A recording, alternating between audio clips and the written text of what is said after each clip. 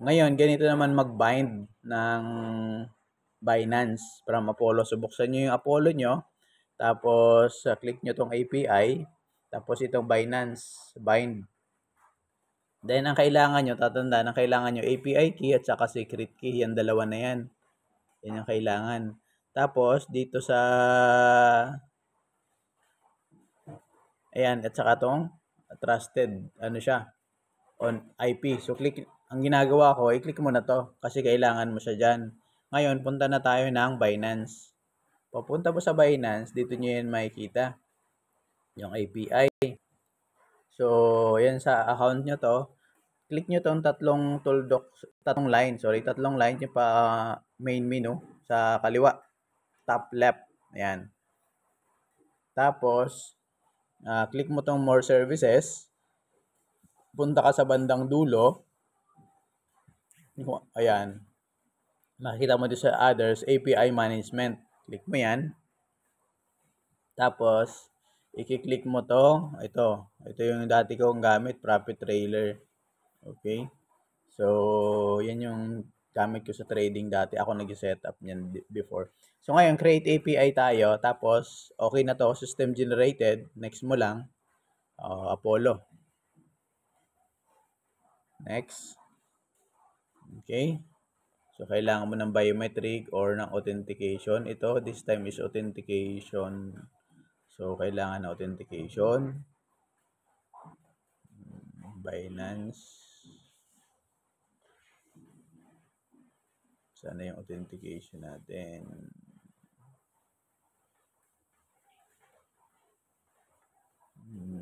Wala na.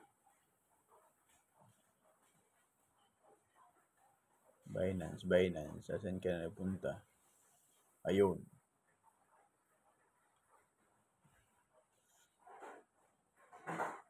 Nasa unahan pala siya. Ayan. So, kailangan nyo ilagay yun. Tapos, once na nailagay nyo na, ito na. So, papansin niyo nakalagay dyan Apollo. So, click nyo na tong edit. Pag click nyo na edit, sa bandang baba ng copy, merong arrow down. Ayan. Click nyo yan. Tapos, lalabas to. So, ito, pwede mo na tong, ayan, mamaya na, i-paste na muna natin. Punta ka sa bandang dulo ng konti. Tapos, makikita mo tong restrict access, trusted IP only. Click mo yan. Tapos, i-paste mo na dito yung IP. Yung IP na kinapi natin kanina. Ito yung marami. Ayan. Tapos, huwag kakalimutan i-confirm. Ayan, confirm na siya. Tapos, once na na-confirm mo na, lalabas kasi dito yung itong enable futures at saka enable spot in trading. So, click mo yan, dalawa na yan. Papansin niyo naka-disable yung withdrawal. Hindi yung magagawa ng bot. Kaya, very safe yung ano natin. So, ngayon, okay na siya. Then, copy mo na tong, ito muna, API key. Copy. Ayan, OS. Tapos, itong secret key, make sure na copy mo na rin yan. 5.1. Okay. Tapos, ayan, okay na siya. I-paste na natin dito sa sa Apollo. Punta tayo ng API. Yan, secret key muna. Tapos yung, dito sa akin kasi may clipboard. Pero kung walang clipboard sa phone nyo, ito OSB. Yan yung API. Import. Ayan, cancel muna natin kasi hindi pa natin na-save. So, i-save mo muna to. Galimutang i-save. Yan, save mo siya. Okay. Kailangan ng authenticator at saka email.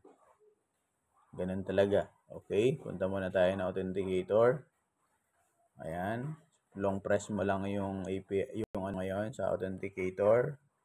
Paste. Tapos email. Secured po kasi yan. Kaya ganun talaga. So, email. Punta tayo ng email.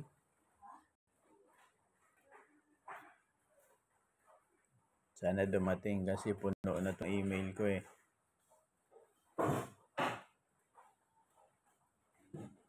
Okay. Ayan. Wait. Verification code. 1001. So, tama ito yun. Copy. Punta ulit tayo ng Binance. Paste natin siya dito. Submit. Okay. Tapos, okay na. Ayan, na-save na natin yon. So, ngayon, since na-save na, take note na-save na po natin. So, pwede na tayong bumalik sa Apollo, then import. Click na natin import. Ayan po. API import successful. So, ganun. So, ready na siya. Ready ka ngayon, pwede mo nang lagyan ng pondo yung iyong Apollo. Yung iyong exchange, yung iyong Binance. So, make sure na ililipat mo yon sa iyong trading wallet. Okay? So, ganun lang po.